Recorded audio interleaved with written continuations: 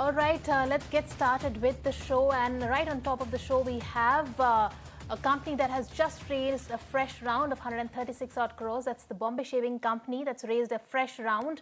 And this round is joined by, from 6sense, and the founders have also been a part of this fundraising round. And now we're joined by Deepak Gupta, who's the co-founder and COO of the Bombay Shaving Company, who's joining us to weigh in on that. Hi, thank you so much for taking the time out and joining us today on Startup Central. Deepak, Bombay Shaving Company has raised 136 crores in a fresh round. Firstly, how do you plan to utilize these funds? So thanks for having me. I think there are three-pronged approach on raising this fund. We are now a profitable company growing quarter on quarter for last 6 quarters. So I think this fund is now to accelerate the growth while maintaining profitability rather than survival. We have just completed 10 years of our existence.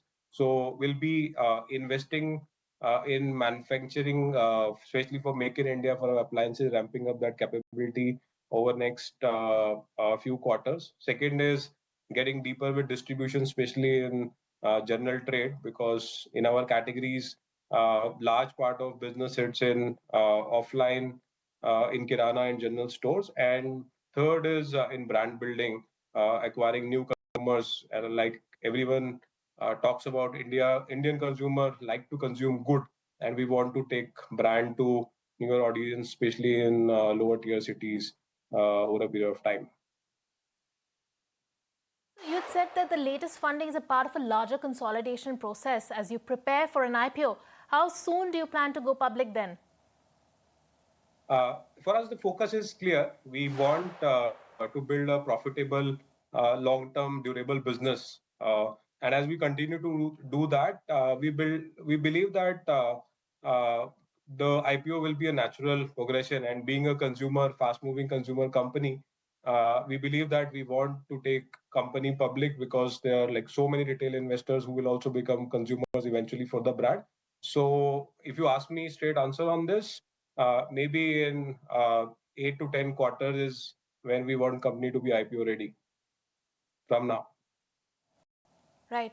Deepak, also the round includes both primary and secondary infusions. The founders have also invested in this round. What was the rationale behind investing personal capital, perhaps a tighter ownership, attractive valuations, or a need for a long-term conviction? I think later too. I think being as founders, we are bullish on the company. We believe that. So actually, this is also the phase, and this is if there are a lot of founders who are in the early stages watching the show. When you start a company, you start getting valued on revenue multiple because you are still burning capital to kind of build a critical mass, acquire new consumers, establish the product market fit for the brand. But over a period of time, like this round, we are being valued at EBITDA multiple.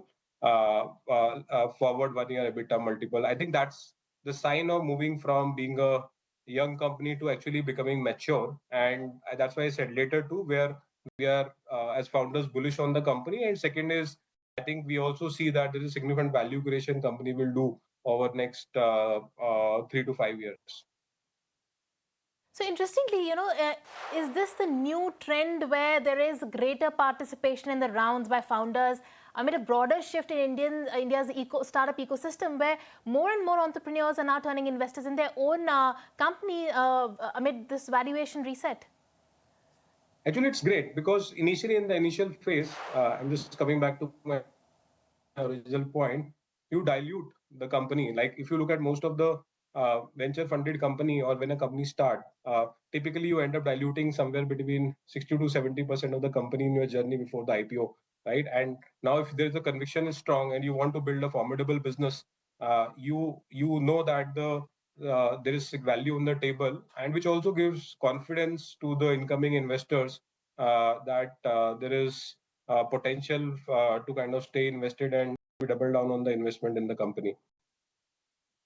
Right. So, and like Shandu and I believe that like we all kind of have liquidity, which we invest at other places. If the conviction is high in your own baby, why not kind of double down on that? I think that's the second part of it. Right, Deepak. Point taken. Also, talk to us about your expansion plans with the fund that you have raised.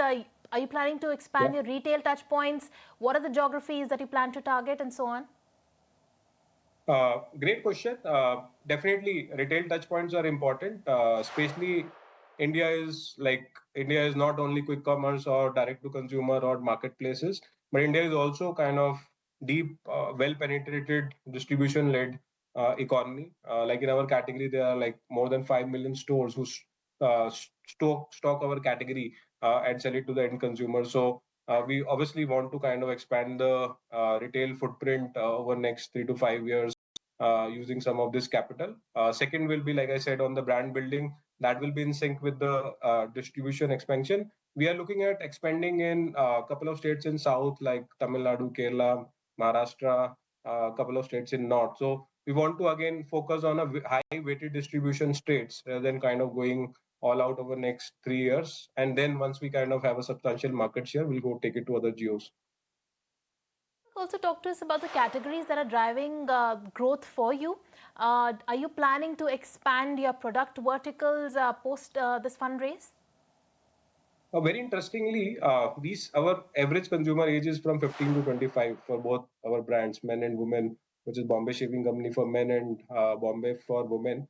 But we see that the consumer is moving away from simple skincare or simple shaving regime to lot around appliances, premium grooming solution, as well as a lot of self expression. So as a brand, we want to continue to kind of get deeper on these trends. We already doubled down in last 6 quarters on this trend, and that's something we want to continue doing. And a lot of innovation will happening in our core categories as we move forward. For example, we have just launched a trimmer called Legend, which is something once you charge for once, you can continue to using it for 365 days. That's again first of its kind of innovation for the Indian consumer with the insight driven from the Indian consumer. So a lot of these innovation is something you will see coming out from Bombay Shaving Company and Bombay. Right. So finally, Deepak, the company has achieved profitability. Like for the last 6 quarters, you have been profitable and also doubled your growth over FY25 to an annual revenue run rate of over 550 odd crores. Right. That is a run rate. Is that sort of a run rate firstly sustainable? And what's your guidance on profitability?